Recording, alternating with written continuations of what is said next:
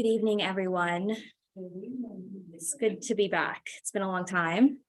Thank you, first and foremost, to Elmira, who has been battling with my schedule for the past few months. So I appreciate your patience. Thank you to Dr. Michelle, who would not take no for an answer. That's why I'm here. Thank you to so many of my professors that I see, Dr. Connors, Mrs. Ng, Dr. Jeffrey, Dr. Samraj, Dr. Wong. I wouldn't be here without you, so thank you. But this message is not for you. This message is for the students. I certainly will not be speaking for very long. So I'm going to share a bit, and then I would just like to have a candid discussion with the students. As you've heard, my name is Theresa, and although I look like a student, I'm a Birmingham graduate who now practices as a criminal defense lawyer in Toronto. Now, you may be wondering why a criminal defense lawyer was asked to speak to a bunch of business students. In fact, I myself was wondering the same thing when Dr. Michelle asked me. The truth is, I can't speak to you about how to run a successful business because I don't run a business. I can't speak to you about business law because that's not what I practice.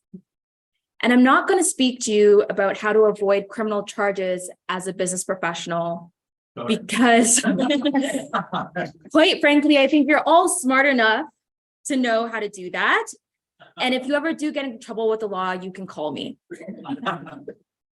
So I thought to myself, instead, what would the past version of myself who sat in those seats have wanted to know? Knowing what I know now, what advice would I give to myself as I embarked on my journey as a business student? So that's what I'll be speaking to you guys about this evening. I've gathered 10 tips from my friends, my colleagues, my own experiences, and honestly, even from the internet, for you to consider as you embark on this journey. Let's start with number one, which is that there is no one path to success.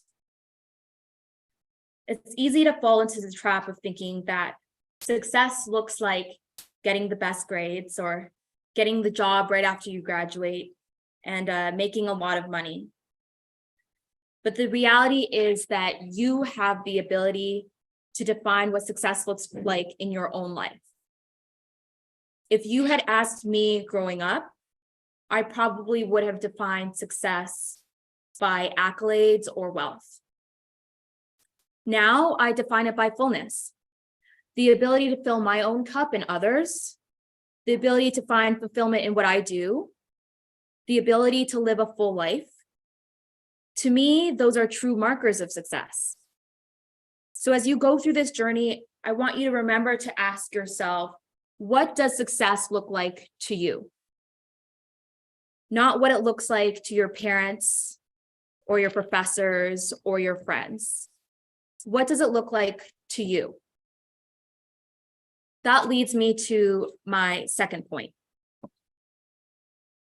Be flexible and know when to pivot.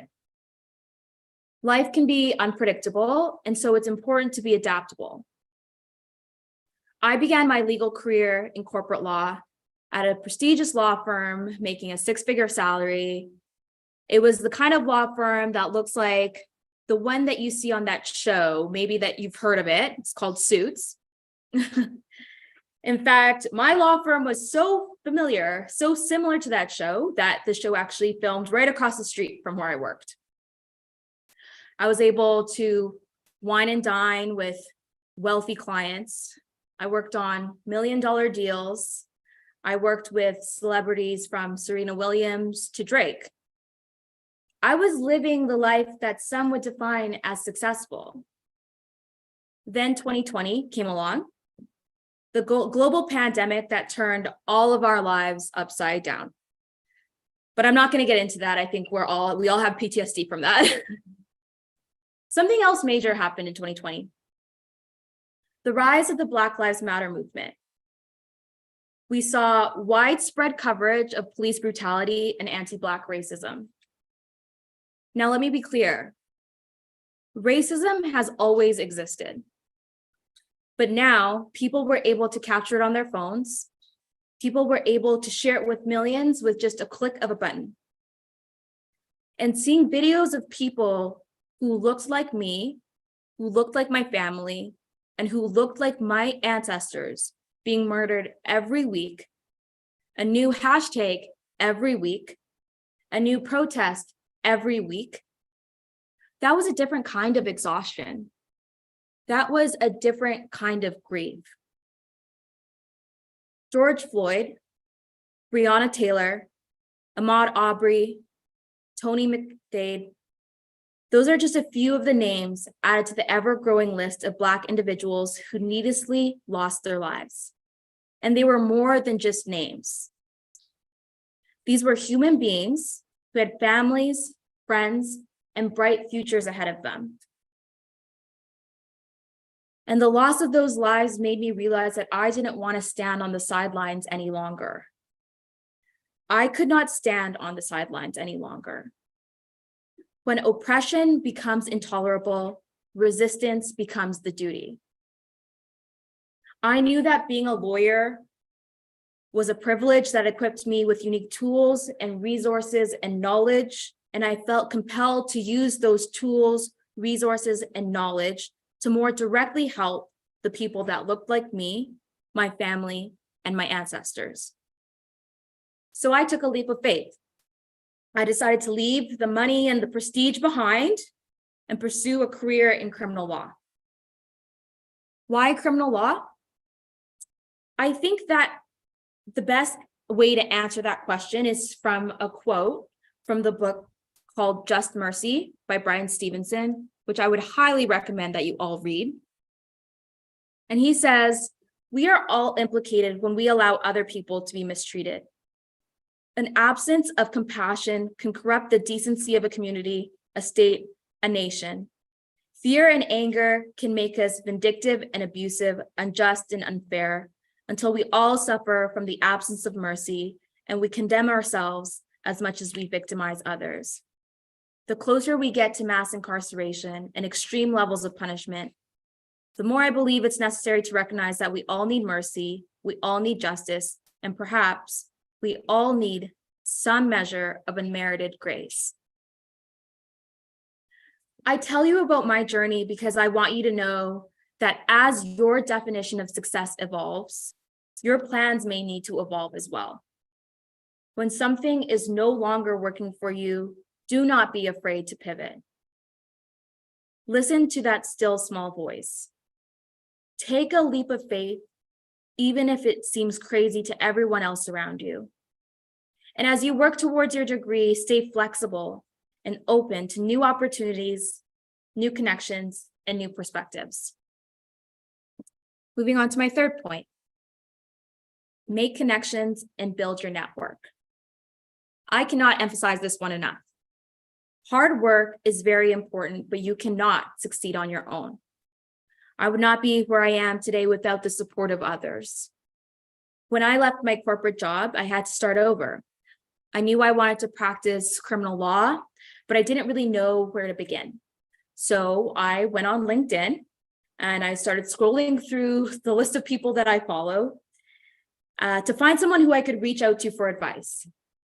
I ended up speaking to an old friend from law school who had also recently left her job to pursue a new career path. And she ended up connecting me to someone else, who connected me to someone else, who connected me to someone else, who eventually connected me to my now boss. Oftentimes, what you know will get you to the door, but who you know will get you through the door. So if you don't have a LinkedIn page, I'd suggest that you make one now.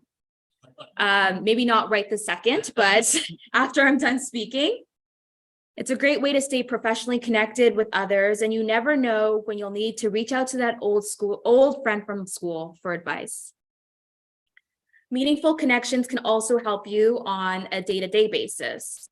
Throughout my career, I've relied on mentors who refer me clients and new opportunities, other criminal defense lawyers who share their precedents with me or are always available to answer my many, many questions, friends who let me vent, are a shoulder to cry on or a source of laughter, my family, my parents who are here today, who always make sure I'm cared for and loved. Law or whatever career path that you choose can feel like a steep mountain at times. So it's important to be surrounded by those who lift as they climb. Be mindful of the relationships that you build and nurture now, because relationships are important and really can make or break parts of your journey. Number 4, don't be afraid to fail. About 45% of new businesses fail within the first 5 years. That means that if you plan on starting a new venture, there's a real possibility that you're going to fail on your first try. And that's okay. Failure is an opportunity to learn and to grow. And to illustrate, I have 2 stories for you. One is of a young man in his 20s who dropped out of school at a young age in a failed attempt at joining the army. He was fired from his first job at a newspaper by an editor who said he lacked imagination and had no good ideas. After getting fired, he opened his own studio, but eventually that went bankrupt as well. Desperate and out of money, he made his way to Hollywood, only to face more criticism and more failure, until finally, his films began to gain popularity. And the rest of that story is history, because that man was Walt Disney, whose company today is worth over $100 billion. The second story is of a young woman who was raised in poverty by her single mother. Her childhood was marred with challenges, abuse, and trauma. Despite the turmoil of her youth, she was determined to succeed. As an avid reader, she saw the power of words and realized that she could use her voice to make a difference. She received a college scholarship and eventually landed a television gig in Baltimore, but the producer told her that she was unfit for television news. However, she went on to host a show called AM Chicago, which to her credit went from last place in ratings to the highest ranked TV talk show in Chicago. This led the woman to gain her own talk show, The Oprah Winfrey Show, that successfully ran for 25 years. Today, Oprah is the owner of her own television network called OWN and has a net worth of over $2 billion. These stories are reminders that it doesn't matter where you start. It doesn't matter how many times you fail. All that matters is that you keep going. Number 5, prioritize your own self-care.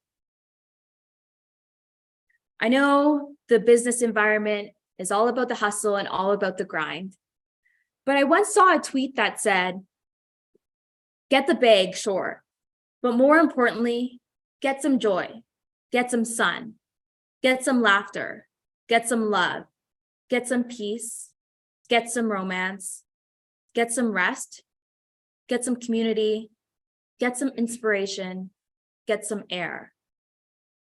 Those are words to live by. Your career will be a big part of who you are, but it will not and should not be all of who you are.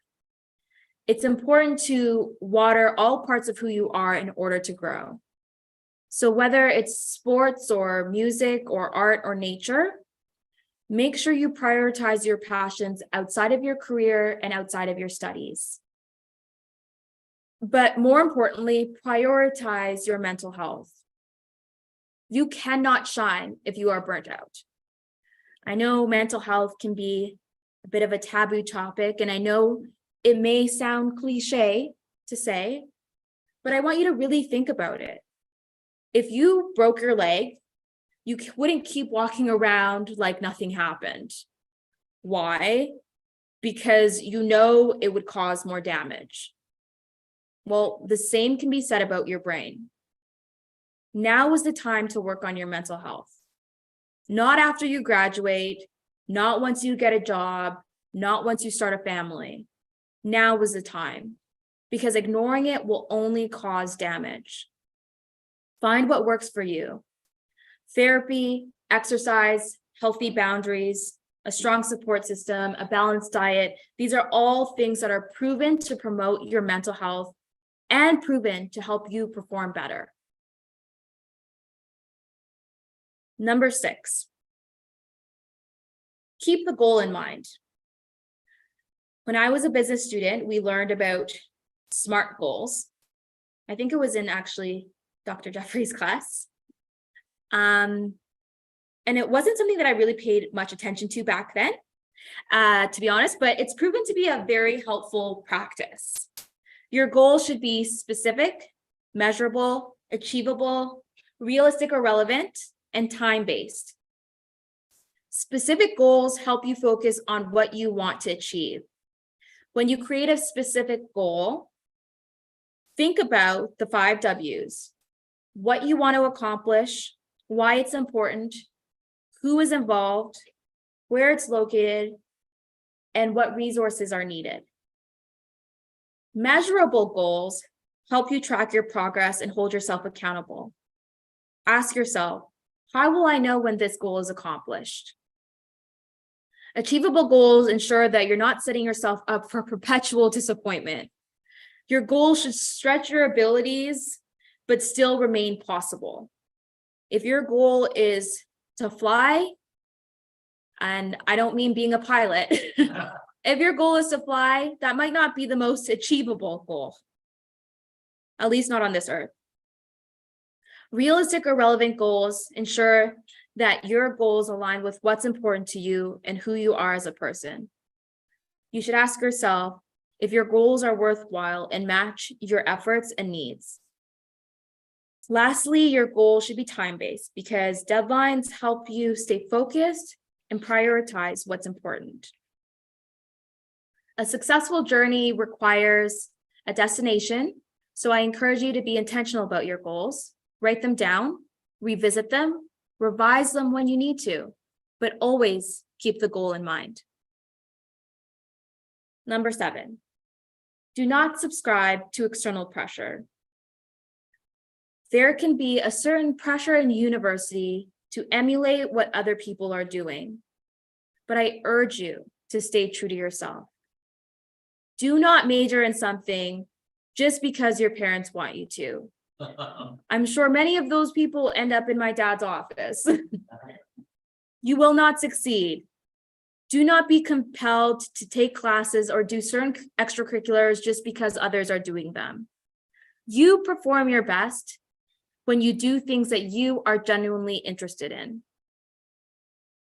You may also feel pressured by timelines that other people or society may make you think that you need to keep up with, that you need to graduate by 25 or be married by 30 or have kids by 35. I can assure you that all of those timelines are not real. It wasn't until his 40s that Samuel L. Jackson's career began to take off. Now, he is 74 years old, when most actors, let alone any professional, would find it hard to get work. But Samuel L. Jackson is at the height of his career. So do not subscribe to external pressure because everybody's journey will look different. Number 8. Now I had to throw this one in here because this is a business series. So number 8, learn to budget and manage your finances. This isn't one that really gets talked about often in university, and I certainly am no expert in this area, but I can share with you a few things that I've learned. Unfortunately, or at least not when I was here, there is no Budget 101 class.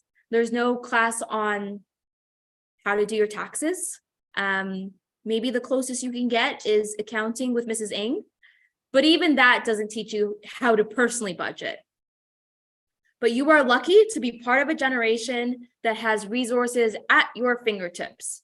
So take advantage of that.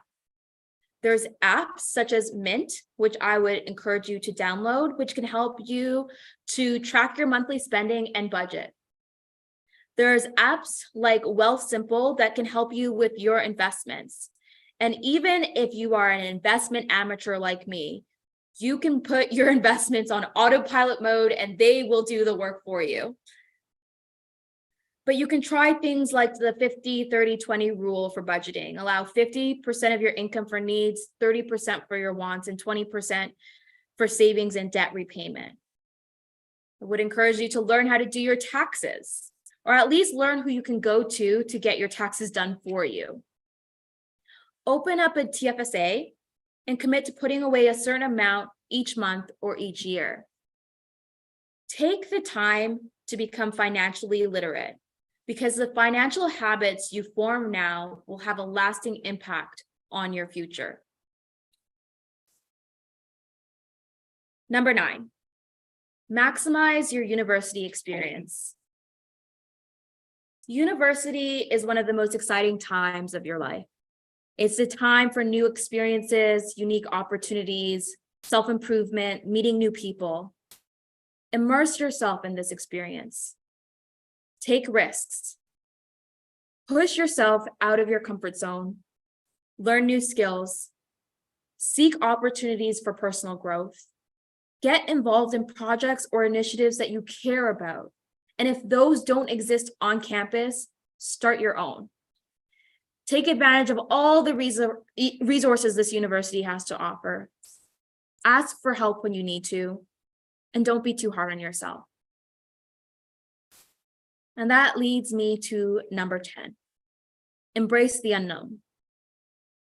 When I sat in those chairs over 10 years ago as a freshman, which seems outrageous to me because I still feel very young, but over 10 years ago, I was a freshman.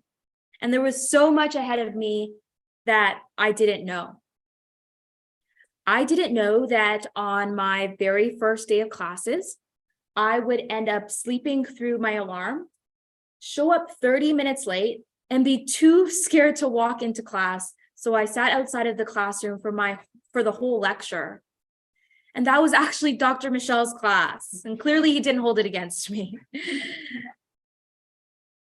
I didn't know that I would get to travel to Kenya, France, Spain, Portugal, Italy, all through opportunities at this school. I didn't know that I would end up getting 17% on a quiz. Obviously, I didn't know how hard calculus or business finance or microeconomics would be, and that it was okay to ask for help and get a tutor. I didn't know that asking for help would end up saving my grades and I'd still graduate with honors. I didn't know that writing about being on the Burman soccer team, a school that nobody in Toronto has heard of, would help me get into law school.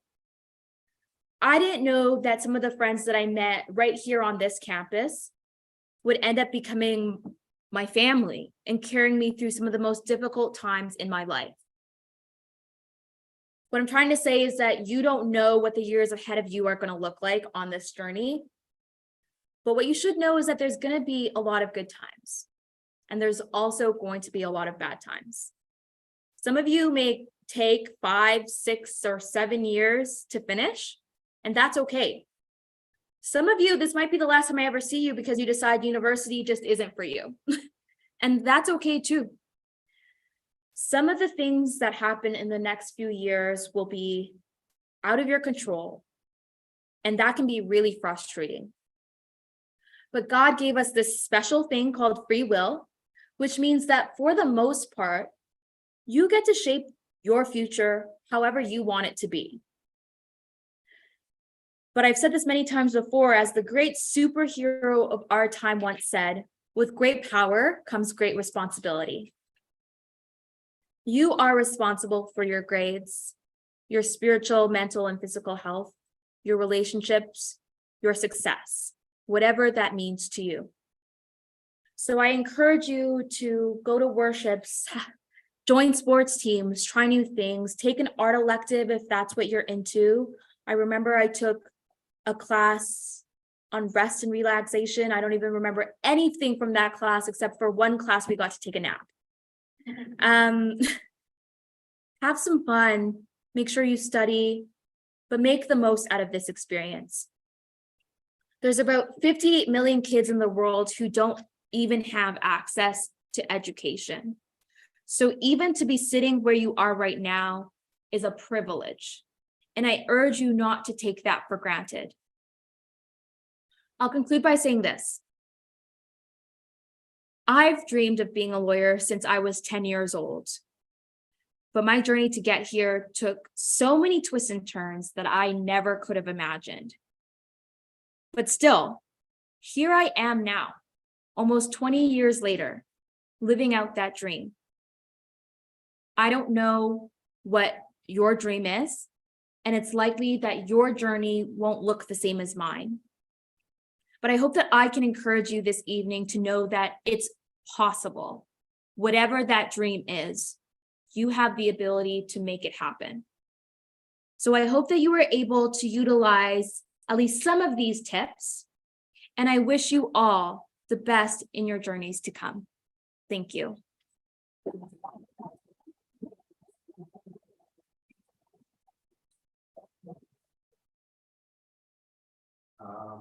Theresa traveled all the way from Toronto to come and discuss with you and talk about her journey. So she's expecting a lot of questions from you. So the floor is open now for questions.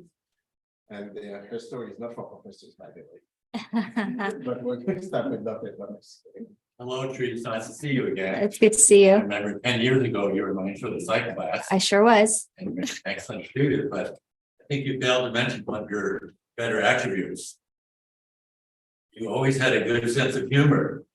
You're the only student at the end of every quiz, you put a little joke on my quiz. I remember one of them said, who do you call if you need your clothes mended quickly? You should call Taylor Swift. Morning. You always had a little joke at the end of each quiz, and that was unusual, but I enjoyed having you in class and hope it led to quite a good success. Thank you. First question, Pearson. Yeah, first off, congratulations. You have a pretty impressive resume already. I'm just wondering, what are some like common mistakes businesses make that lead to like legal problems, and how can we kind of like avoid those pitfalls? That's a good question. What's your name? Pearson. Pearson, nice to meet you. So I don't practice business law anymore, but I think especially for startups, because I did work in the startup space, I think some of the biggest mistakes that people make starting out is that they want to save cost as much as possible. So what you are not an expert in, seek expert advice, especially when it comes to business law. A lot of the times you're like, well, I can find this employment contract online, or I can find this business contract online because I want to save on costs and lawyers are expensive. And that's ultimately going to just result in you paying more legal fees because you did it wrong. So making sure that you know what your area of expertise is and outsourcing the things that you don't know know how to do is really important. What are some other things? I think that a lot of times people want quick success. So they will spend all of their investments, like if they do a Series A, a seed round, they'll spend that really quickly on like their own salary or their employee salaries. You really have to have conversations with your investors on how you can make your business grow and be committed to spending the money on that and reinvesting the money back into your business, even if it means you're not making a salary for the first few years. That's really important. And staying committed and in communication with your investors are really important as well, because you don't want that liability if you're not meeting those expectations. Those are a few things that come to mind. I don't do white collar crime. there are things that are really just like common sense, like insider trading. Don't do that. But it's really just the small day-to-day things that can really add up and end in a disaster. So just being really mindful of like, if I'm the CEO, my job is to execute the strategic vision, but you can't be the person that's also, you know, that's taking care of like the employees, that's taking care of marketing, that's taking care of everything, especially when you don't have any expertise in those areas, because you can find yourself in tricky water when you don't actually know what you're doing. And so don't be afraid to ask for advice. If you are, you know, on your own at first, don't be afraid to ask other experts for advice instead of just going about it on your own, and don't listen to everything that Google says. Yeah, perfect, that answers. Okay. Other questions? Dr. Jeffrey? Oh, wow, the students are crying. As a lawyer, specifically as a defense lawyer, this is a little bit that when you have a client that you know is guilty and you still want to give them the best defense possible. Is there any conflict in your, as a lawyer dealing with like Donald Trump? Whoever Yeah, that's a great question. I get asked that pretty frequently. I think that the common misconception is, what do criminal defense lawyers actually do? So as a criminal defense lawyer, or when somebody is charged with a crime, it's actually the Crown or the state or the prosecution's onus to prove that that person committed that crime beyond a reasonable doubt. And I am a state actor, just like the Crown is. My job is to hold the state accountable. So my job is to ensure that every single one of my clients gets a fair trial.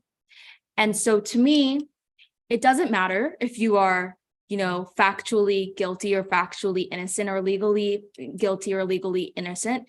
There is no crime that is too serious that you do not deserve the right to a fair trial.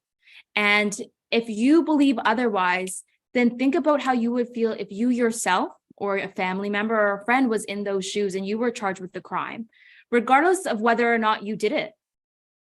It doesn't really matter.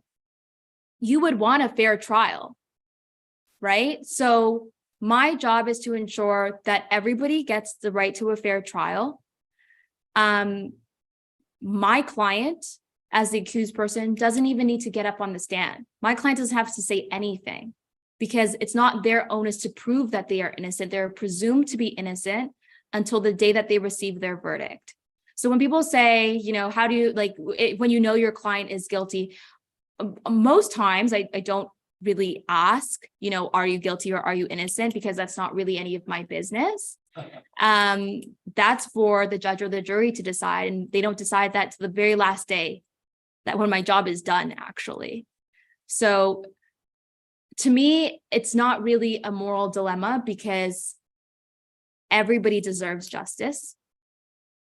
And also, I do mainly appellate work, appeals.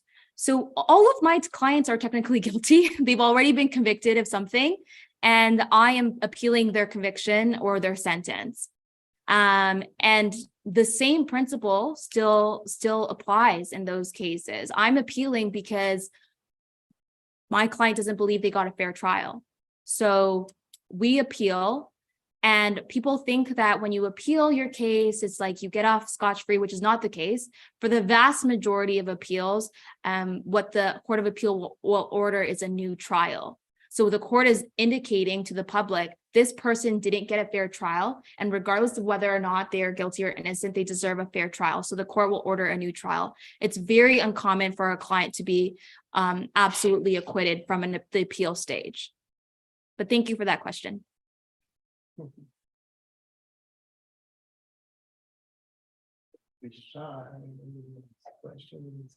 Question down here. Okay. Aside from like class sizes, what was like a major difference between like transition from Berlin and atmosphere and Oh, that's a good question. The biggest thing I would say is that Berman, although it's in Alberta, is quite diverse. U of T was not. At U of T, I was one of maybe 5 Black students. So that was quite a big culture shock because you think you're going to Toronto and you're going to be in this really diverse environment and you're not. The legal profession is has an issue with diversity, to put it lightly. So that was a big thing. I think also I grew up in Lacombe. Like my dad said, I went to CHCS, I went to PAA, and then I went to Berman. So I knew everybody. So going to an environment where you really don't know anybody was very different. And also one of the big things is that everybody who goes to law school is quite successful in their own right. Like to even get into law school, you must have done something right. So it's a different type of competitiveness. Everybody's really nice. But there is definitely an air of competition that's hard to shake. Everybody wants, to get the best grades, to get the best job. So there's this, that's a thing that you kind of have to navigate. It's kind of, there's a lot of like unspoken rules about like the extracurriculars that you have to take to get a good job and, how to get good grades that you don't really learn anywhere else. You just kind of learn that in law school. But I think I took solace in the fact, at least, that like everybody's starting from scratch again. Like there was a person in my class who was a doctor and now was like, oh, I guess that was too easy, so I'm going to be a lawyer. Like that's crazy.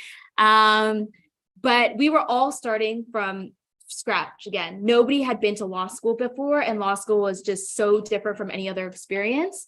So no one was starting like above anybody else. We were all starting from zero. And so that's kind of what I had to keep in mind throughout my experience. But I would say it's pretty different from undergrad. But but a lot of things are similar as well. Like, for example, U of T is very small. There's only like 600 students in the law school. So it's basically like being back at Berman, just a lot whiter. Yeah. You've been influenced at all by TV shows about lawyers, like Perry Mason, Law and Order? I wasn't. I think TV shows, I didn't know that at the time before I went to law school, but the TV shows about law are quite different from what that practice of law actually is. And I don't really know what it was that motivated me to want to be a lawyer when I was 10 years old. Probably like watching Judge Judy back in the day and wanting to be a judge. But no, nothing realistic. Now TV is very different. I spoke to Dr. Samraj's class this afternoon, and they were asking me about what TV show was the most like being a lawyer. And I don't know the answer, but I can definitely tell you that Suits is not. And I've heard that the movie My Cousin Vinny is the most similar to at least criminal law, but I haven't watched it, so I don't know.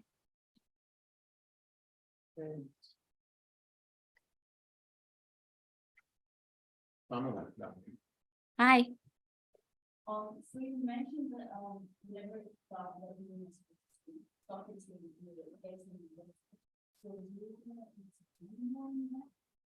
Sure. So I wrote my law school to get into law school, you have to write all of these entrance essays. And one of the things that I talked about was, I was like, I don't have a lot of, really prestigious experience that some other candidates will, but what are the transferable skills that I have from my experiences? So I talked about the discipline of being on the soccer team at the time. I don't know what it's like now, but at the time we had 6 a.m. practices, which I hated. But talking about like managing my time wisely, being disciplined enough to get up early, get the job done, get to class, working together as a team, being a leader. Those were all things that I got from soccer, being committed. Those were all things that I got from soccer. So I talked about how even though it's just like playing a sport and it doesn't seem like a big deal, there were a lot of transferable skills that I got from playing that sport that I feel like people who got the opportunity to work for the government or got to do cool internships or whatever would be speaking about. But at the end of the day, we got the same skills, we just got them in different ways.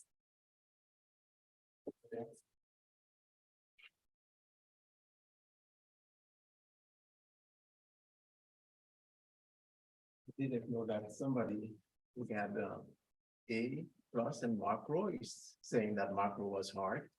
Oh, yeah, it was tough. How is that possible? How is that Very tough. possible? Yeah. Dr. Bong? Since the students are shy, I'd like to thank you very much for coming here. We're exceedingly proud of you, for what you've accomplished. But probably not as proud as those two people around you. Thank you, John. Thank you. Thanks for having me. Well, by the way, I think he also won the president's medal, which is the highest of the involved. Yeah. So, yeah.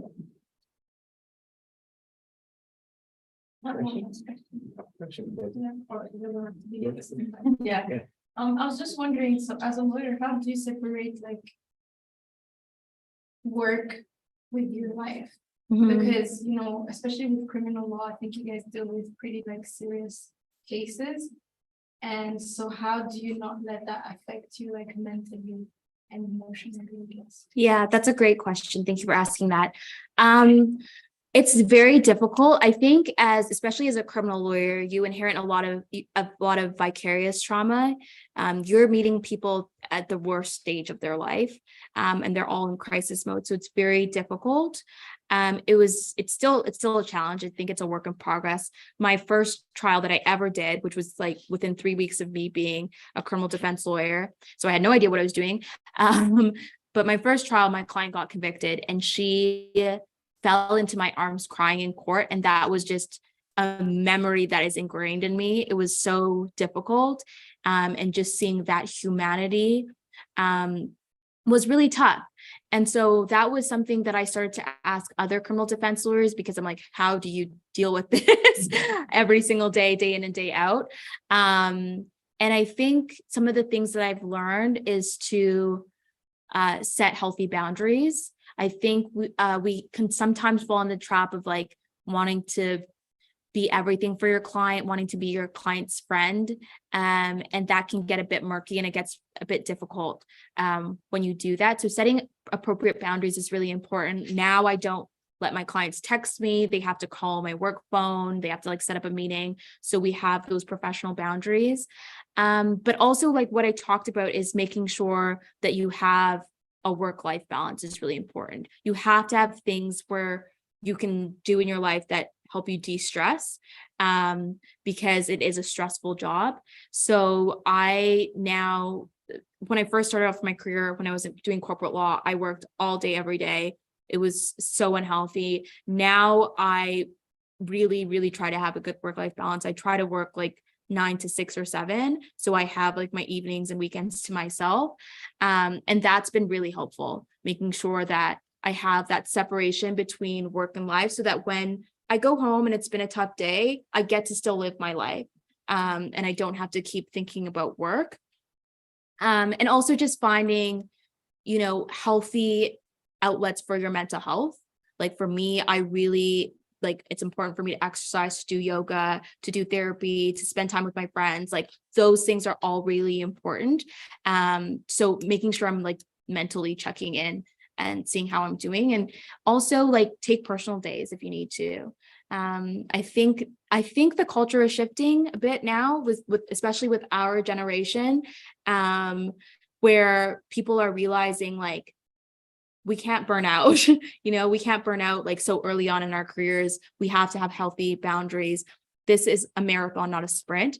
So having those conversations with your employers, and also avoiding employers who don't respect those boundaries, has been really helpful as well.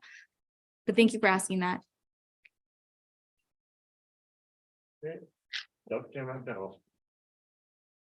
You spoke earlier, I believe, about the influence of Black Lives Matter and sort of shifting your career. How do you feel about that skill in your sphere of influence? That's a really good question. I think that it's kind of devastating because 2020 was, we all saw the Black squares, we all saw the protests, we all saw people really stepping up to the plate. And, it seemed to be just a moment in time. It seems like we've regressed a lot since then. And when you look at the statistics, I think there was more like police brutality in Toronto last year than there was the year before that. So it's not getting better. There's a vast overrepresentation of Black and Indigenous people in the criminal justice system. The vast majority of my clients are Black, and that can't be due to Black people are more likely to commit more crimes. That just statistically does not make sense.